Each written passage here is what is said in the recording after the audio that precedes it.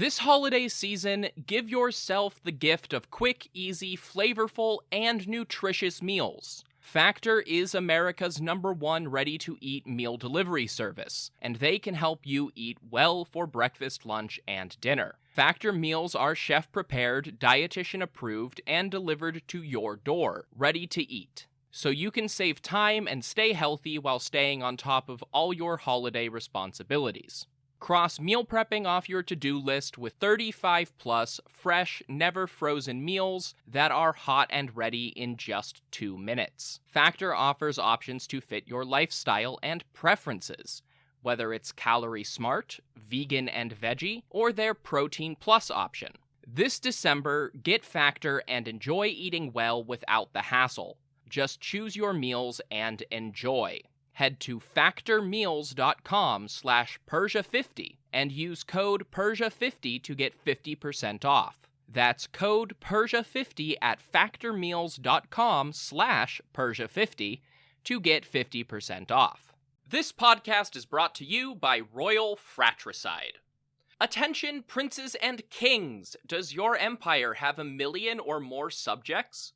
Do you feel like you would do a better job of leading the wayward masses than your idiot brother? Or perhaps you know that he has no right to rule because you were born at a better point in your father's life. Well then, I have a deal you can't pass up. Royal Fratricide.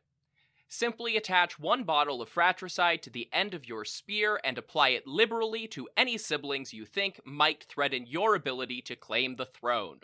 Whether they have your father's favor, a cohort of annoying priests, or just bother you sometimes, Royal Fratricide will secure your position in the history books. Go to historyofpersiapodcast.com/Royal Fratricide and use promo code BROTHERS to get 10% off your kingship today. Royal Fratricide does not take responsibility for any coups, plots, or usurpations resulting from use. This ad is to be considered parody. Hopful Media does not endorse X sides of any sort. Please stab responsibly. This podcast is brought to you by Royal Fratricide. Attention, princes and kings! Does your empire have 1 million or more subjects? Do you feel like you would do a better job of leading the wayward masses than your idiot brother? Or perhaps you know that he has no right to rule because you were born at a better point in your father's life. Well then, I have a deal you can't pass up. Royal Fratricide. Simply attach 1 bottle of fratricide to the end of your spear and apply it liberally to any siblings you think might threaten your ability to claim the throne. Whether they have your father's favor, a cohort of annoying priests, or just bother you sometimes, Royal Fratricide will secure your position in the history books.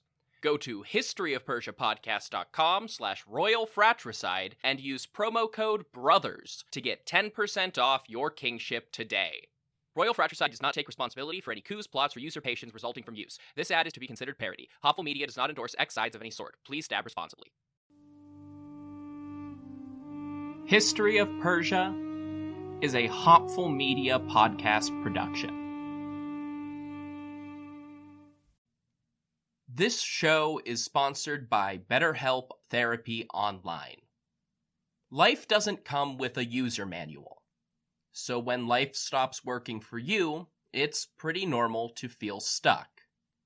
Imagine somebody who spent, say 25 years being really distracted, overwhelmed by clutter, and fluctuating between being really into obscure ancient history and not being able to find the motivation to do the dishes.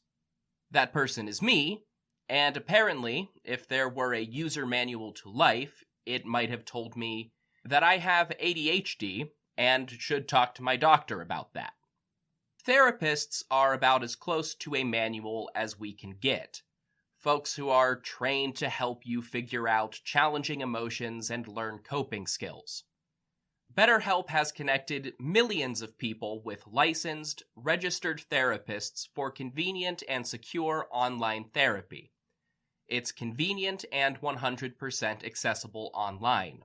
No waiting rooms, no traffic, and not even endless Googling of therapist near me.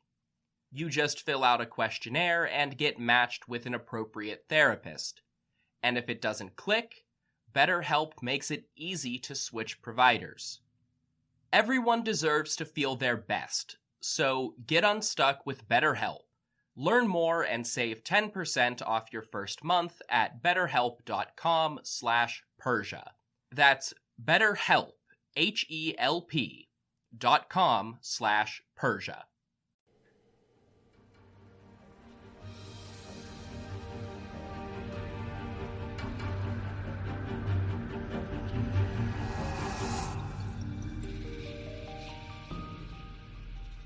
Hello everyone, welcome to the History of Persia podcast.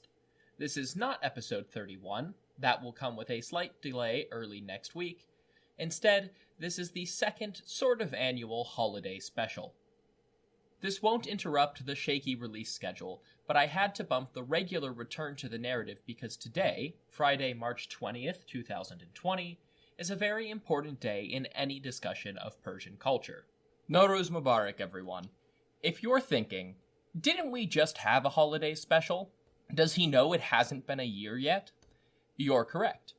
But like I said in December, my holiday specials aren't going to be at the same time every year, just once in each modern calendar year. If I can achieve my goal of making it to the 8th century CE at my current pace, this podcast is going to be ongoing for a long time. And there are truly an astounding number of holidays that intersect with our narrative at various points. I'm looking forward to covering them all as we go. I'm sure a significant portion of listeners know exactly what I'm talking about today, but I'm sure there's also a lot of people who aren't familiar with the holiday. Nowruz is the traditional Persian New Year, which coincides with the spring equinox. Like so many things, there is evidence for the New Year's festival in the Achaemenid period, but not nearly as much as later eras. The first thing that I should establish is that the current consensus on Nowruz is actually that the word is a later name for the festival. Basically, it's a Middle Persian phrase that literally means new day. The older name for the holiday is Navasarda, which meant new year rather than new day. The older name for the holiday is Navasarda, which meant new year rather than new day. Navasarda is only attested through Middle Persian, but it appears very early, and linguists and scholars have concluded that the older name did exist in Old Persian as well. So today's episode is going to be all about the Achaemenid celebration of Navasarda, the New Year, which is now known as Nowruz today. Modern Nowruz, much like the winter festival of Yalda, is celebrated by both Zoroastrians and the greater Iranian world diasporas. In Iran itself, it's usually a multi-week cultural festival. The details of ancient Iranian mythology are largely lost to us prior to the creation of much later documents, like the 10th century CE Shahnameh by the poet Ferdowsi. But these later stories conflated Achaemenid history with mythology. The traditional stories of the First Persian Empire itself are lost, and only inferences can be made from later legends and myths. The Shahnameh attributes the celebration of the New Year to the legendary King Jamshid's defeat of a killer winter. It has been suggested that the spring and autumn festivals became more prominent after the first Indo-Iranians became settled farmers, and they were used as celebrations to mark the beginning of agricultural seasons for sowing and harvesting crops. The esteemed 20th century scholar of Zoroastrian history, Mary Boyce, suggested that Nowruz and the associated festival days called the Gahambars were established by Zoroaster himself. This would explain Nowruz's place of prominence in Iranian cultures, but ultimately makes very little sense. All modern research places Zoroaster in the Indo-Iranian culture of the later Bronze Age steppe, amongst pastoralist herdsmen who would not have placed as much emphasis on the traditional agricultural seasons. They didn't practice much agriculture, and thus it wasn't particularly important. Plus, the New Year's festival and the other Gahambars do not feature in the oldest parts of the Avesta associated with Zoroaster himself and his early followers. Instead, they are only developed in the younger Avestan literature that may have developed just before and during the Achaemenid period. Boyce's supposition was based on the extreme importance of Nowruz in documented Zoroastrian history. But more recent research indicates that she may have been putting the cart before the horse, and that the spring New Year's celebration rose to prominence over time. Though the early Iranians didn't have much reason to note the spring equinox beyond the physical changing of the seasons, their new neighbors, when they settled in Iran, had already been marking the beginning of the planting season for thousands of years. Of course, the change of the seasons was not entirely irrelevant and must have been acknowledged. The solstices and equinoxes are easily observable astronomical events and herald important changes in the world regardless of lifestyle. Warming weather and the birth of new wild animals would obviously have been important parts of spring for steppe pastoralists. For that reason, it's probable that the spring equinox was marked, but it may not have had the singular significance and ritual connotations that it eventually developed. Of course, it's possible that it did have them, and this is a much debated piece of Zoroastrian history. The changing of the seasons had been key points in the Mesopotamian calendars stretching back to the Sumerians, and the spring equinox was New Year's Day in the Babylonian calendar, when the crowning city of the ancient world celebrated its Akitu festival. It seems highly likely that the Iranians, especially the Persians, adopted the Babylonian calendar and festival sometime after first settling in Iran. The old Persian calendar used by Darius to give dates in the Behistun inscription is almost a direct copy of this 360-day Babylonian system, and thus shared a New Year's date. After the conquest of Egypt, the Persians also incorporated elements of the slightly different 365-day Egyptian calendar into their own system. However, the Egyptian year began in autumn. That slightly different calculation eventually became the traditional Zoroastrian calendar that is still used to determine religious dates. However, it retained the cycle of the year borrowed from Mesopotamia, with the month of Farvardin, the first of the year, which starts today, falling on the spring equinox, at least in theory.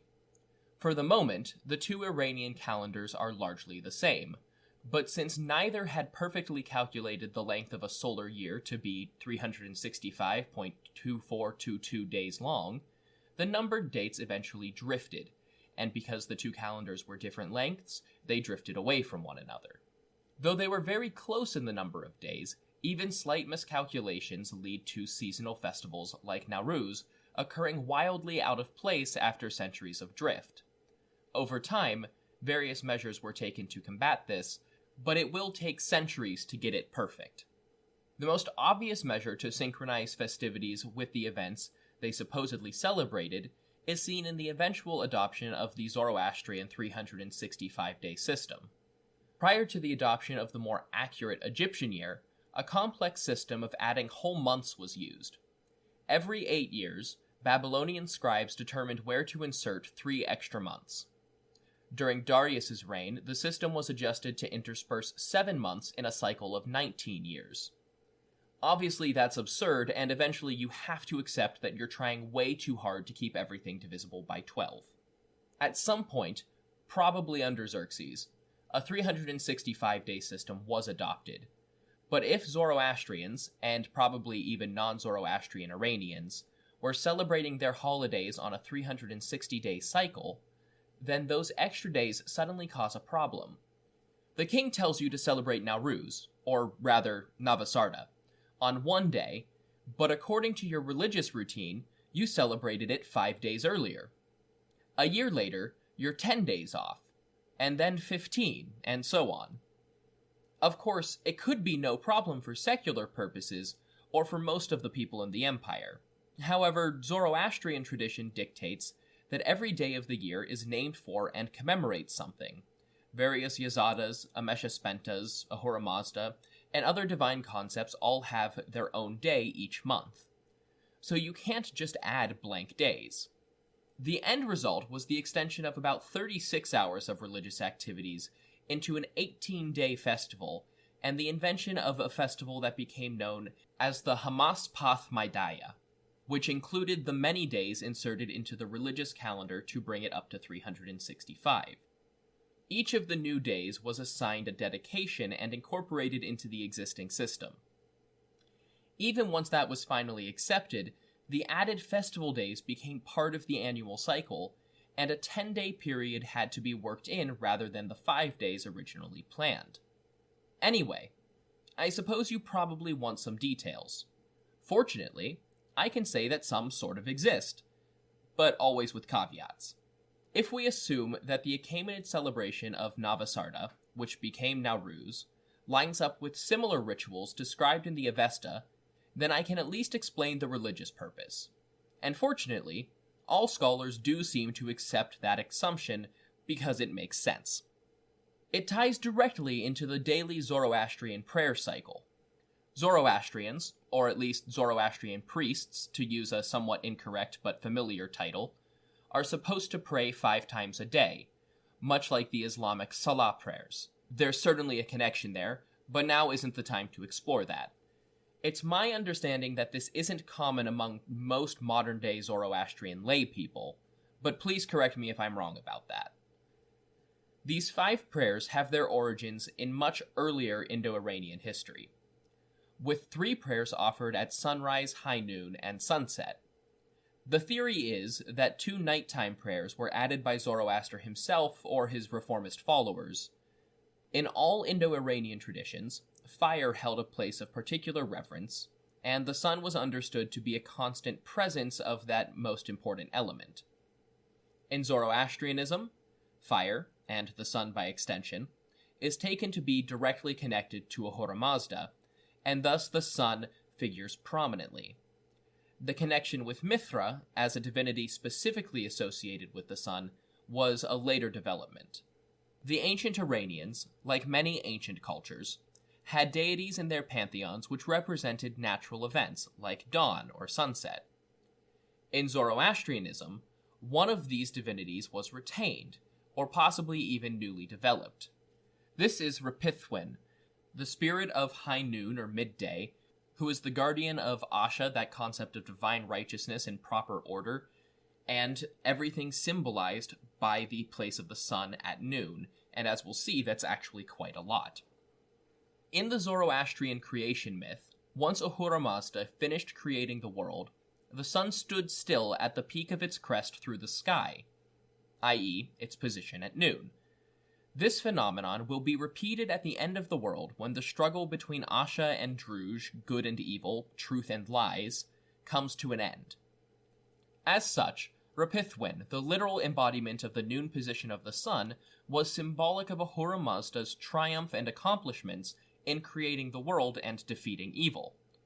However, the sun doesn't reach the height of the sky during winter.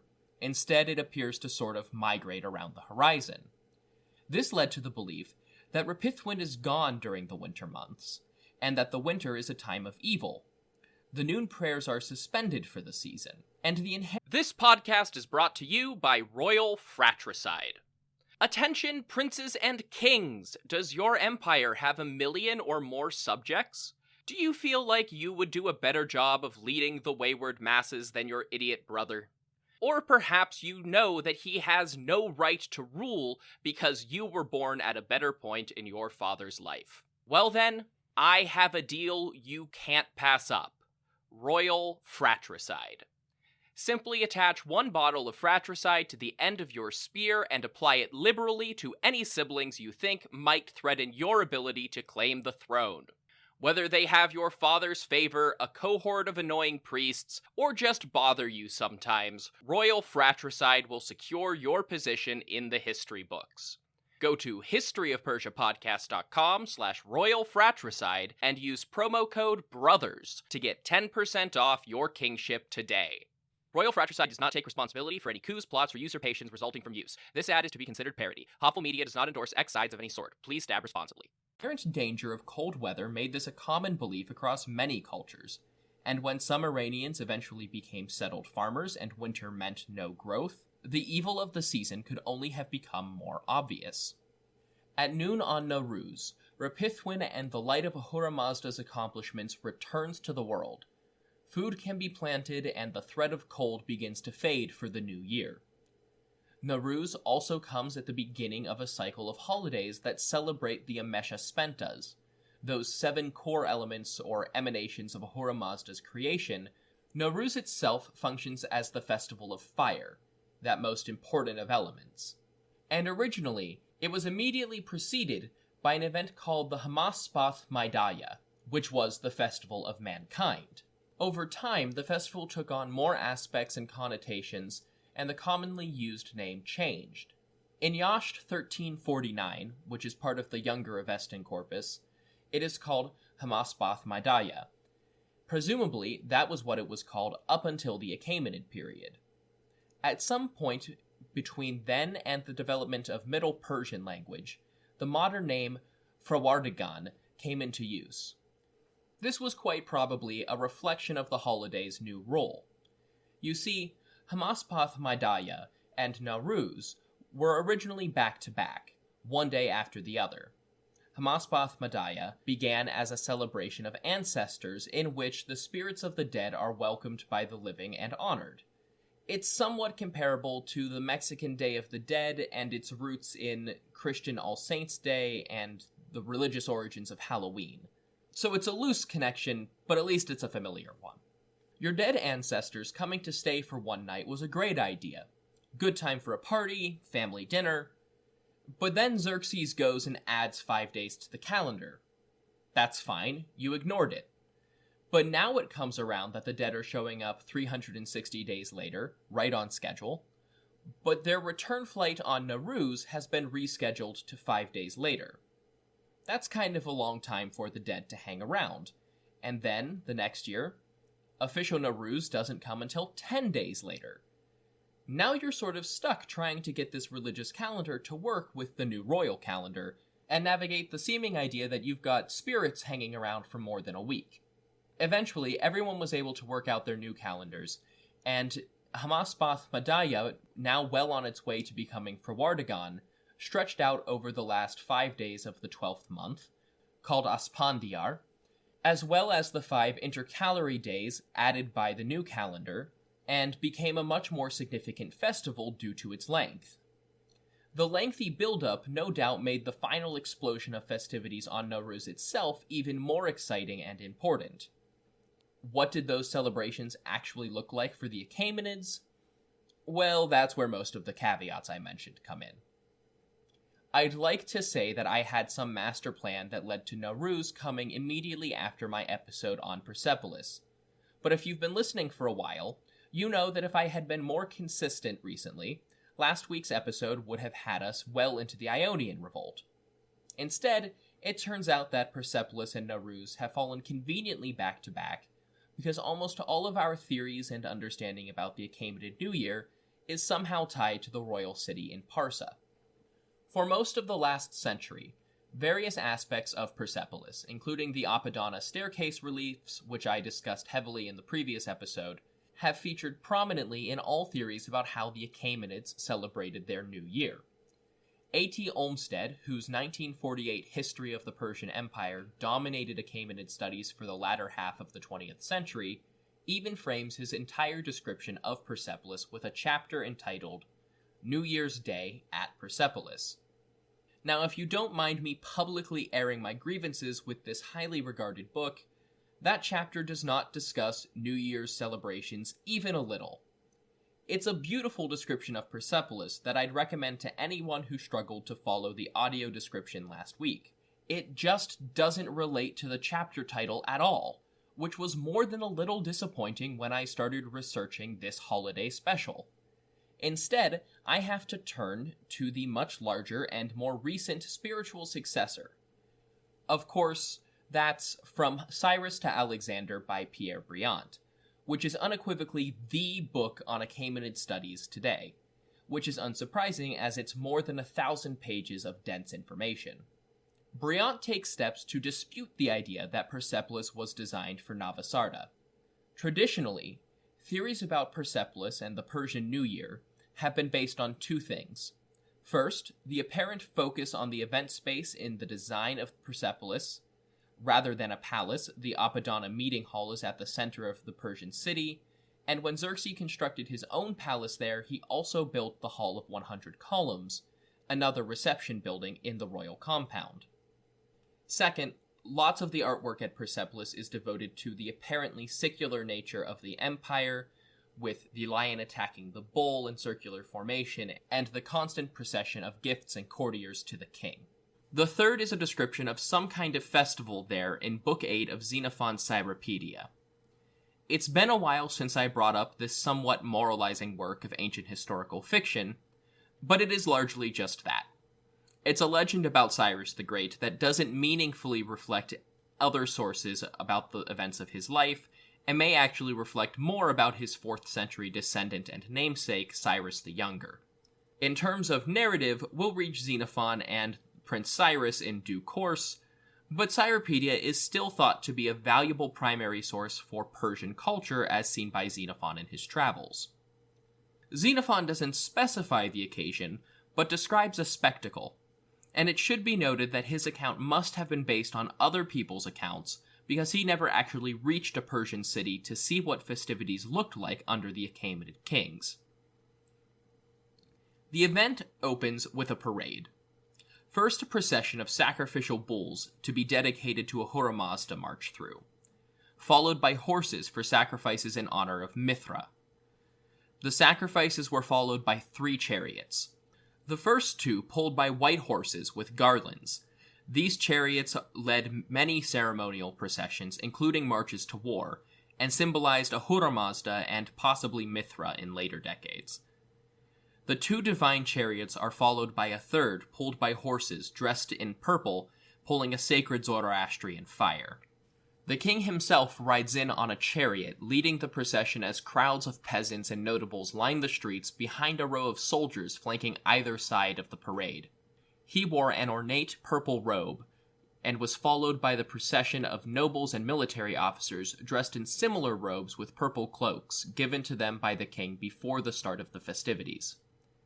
He accepted gifts from commoners and granted his favor as he saw fit. He was followed and flanked by a regiment of the Immortals, and behind them came the royal spear-bearers, mounted and in noble regalia. After that, the king's personal herd of horses in golden bridles and decorative coverings were followed by several regiments of cavalry and the most important commanders of the army. While they processed, people called out petitions to the king, and the spear-bearers or cavalry officers would branch off and receive requests from the onlookers, and the king would grant their wishes on that special occasion. It was up to these horsemen to decide which of the petitions to bring to the king, and thus their job to filter out unreasonable demands. Following the parade, there was a grand banquet at the palace. The king was honored. The king's most honored guest sat to his left and his family to his right. For the types of food served at an Achaemenid royal feast, I'll just direct you to the 2019 holiday special, where I covered Achaemenid food. The feast evidently extended beyond just eating, and even included a traditional dance led by the king himself. Xenophon was certainly describing some kind of celebration. But what kind? Was it a New Year's Day, as some have theorized? If it was, then it lends further credence to the idea that Persepolis was some kind of New Year's capital. The parade described by Xenophon even reflects a very similar visual to the Apollonius stair reliefs which I described last time. That said, Pierre Briand pushes for a hard no. He points to a variety of accounts from Herodotus to Arrian to Diodorus Siculus and many other ancient authors that describe similar military processions, fanfare, and gift-giving any time the king arrived in a city. Both around the current point in our narrative and during Alexander's conquest of the Persian Empire, we get stories like that. Though I do have to wonder, if that's what the king showing up looked like for just any occasion, what kind of festivities and celebrations accompanied a genuine festival to make it even more exciting? Another issue is that Persepolis seems to have been the autumn capital, while winter was spent in Babylon, spring in Susa, and summer in Ecbatana. That means the king would probably have been in Babylon or Susa for the New Year's holiday, unless a special trip was made to Persepolis before turning around and going straight back to Susa. Perhaps the biggest factor is that, up to the current point in our narrative, the king has needed to be in Babylon celebrating the Akitu festival on the same day as Navasarda. Both celebrated the new year on the spring equinox, and it was very important for the king to participate in the Akitu festival most years in order to reaffirm Babylonian loyalty, and for the city to feel like they were receiving the blessing of their god Marduk. Following a revolt during Xerxes' reign, that practice mostly faded out. So maybe the seasonal uses shifted around, or perhaps there was a festival in Persepolis regardless of where the king was. That would make sense, even though we wouldn't expect to see much evidence for it. The king would celebrate in Babylon, or Susa, or Persepolis, wherever he happened to be that year. Regardless of whether Xenophon was describing a New Year's festival, he was definitely describing a Persian celebration, and we might imagine that similar events and tropes would play out during a Navasarda festival under the Achaemenids, possibly with even more fanfare and grandeur. And while we might not know exactly how the king celebrated, some general traditions practiced today doubtlessly stretch back over the full 2,500 years. Things like cleaning and preparing the home and visiting with family are thematically tied with the celebration of ancestors and the return of spirits marked by the days preceding Nowruz. The tradition of family meals, bringing in the new year, would also stretch back far into history for similar reasons. And that brings me to Nowruz today. I had wanted to say something about checking out any local festivities or looking up what the 2-week event in Iran looks like, but this isn't the year for that. The COVID-19 pandemic is raging in Iran, and they are taking a particularly hard hit. There are a lot of reasons: international sanctions against the current government, limit supplies, the current government's early refusal to take preventative measures, and generally poor responses all over have left Iran in a bad place to bring in the new year. Yazd, the hub of modern Zoroastrianism in Iran, is being particularly hard hit in an already hard hit place.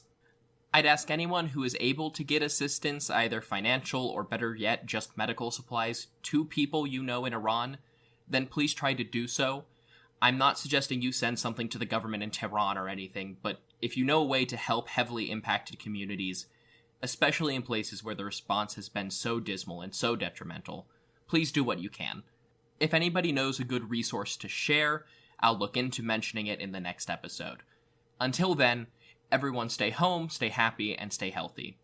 If you want more information about the podcast, you can go to historyofpersiapodcast.com. There you'll find the bibliography for the show, maps, and the Achaemenid family tree down to the children of Darius. You can also find the support page if you want to find out how to support the show financially, and the contact page if you want to get in touch with me. You can also reach out directly through email to historyofpersiapodcast@gmail.com or on social media. On Facebook and Instagram, I am History of Persia Podcast, and on Twitter, it's just History of Persia. I also always look forward to seeing reviews, so if you use iTunes, Stitcher, or Facebook, please leave a review there and tell people what you think of the show. I also encourage you to tell your friends, share it on social media, put it on your Instagram story, or even just tell someone in person, though I imagine we're not seeing quite as many people in person these days. Once again, thank you for listening to this holiday special from the History of Persia.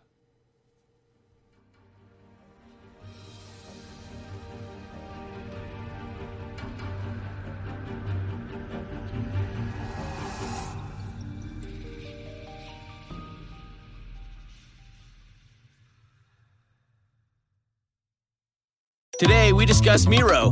Today, I want to talk about the hellscape that is technical diagramming, right? Everybody's nodding their heads right now, And there is a potential solution that I want to share. There was one name that several people brought up. I did some digging, and it's kind of nuts how much this program Miro has for developers. I have to share this. It could potentially be a game changer for you. So my favorite part about Miro is that half the work is already done. Like right now, typically we spend hours starting diagrams from scratch, gathering information. You get buy-in from every team. That's a lot of work to do. But Miro has a full set of integrations with the tools you're probably already using. And they also offer open APIs and SDKs for custom solutions for all those niche diagramming use cases we have to do, right? So the end result is the same, but it doesn't take forever. It's a massive, massive time saver. I'm transforming basic flowcharts and network architectures, and it all lives in one place. So are you using Miro? Have you used it? I want to hear. That's MIRO.com. This podcast is brought to you by Royal Fratricide.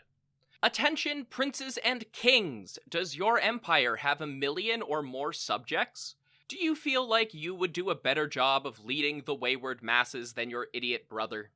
Or perhaps you know that he has no right to rule because you were born at a better point in your father's life. Well then, I have a deal you can't pass up. Royal fratricide. Simply attach 1 bottle of fratricide to the end of your spear and apply it liberally to any siblings you think might threaten your ability to claim the throne. Whether they have your father's favor, a cohort of annoying priests, or just bother you sometimes, royal fratricide will secure your position in the history books. Go to historyofpersiapodcast.com/royal fratricide and use promo code BROTHERS to get 10% off your kingship today. Royal fratricide does not take responsibility for any coups, plots, or usurpations resulting from use. This ad is to be considered parody. Hopful Media does not endorse X sides of any sort. Please stab responsibly. This podcast is brought to you by Royal Fratricide. Attention, princes and kings! Does your empire have 1 million or more subjects? Do you feel like you would do a better job of leading the wayward masses than your idiot brother? Or perhaps you know that he has no right to rule because you were born at a better point in your father's life. Well then, I have a deal you can't pass up. Royal fratricide. Simply attach 1 bottle of fratricide to the end of your spear and apply it liberally to any siblings you think might threaten your ability to claim the throne. Whether they have your father's favor, a cohort of annoying priests, or just bother you sometimes, royal fratricide will secure your position in the history books. Go to historyofpersiapodcast.com/royal fratricide and use promo code BROTHERS to get 10% off your kingship today. Royal fratricide does not take responsibility for any coups, plots, or usurpations resulting from use. This ad is to be considered parody. Hopful Media does not endorse X sides of any sort. Please stab responsibly.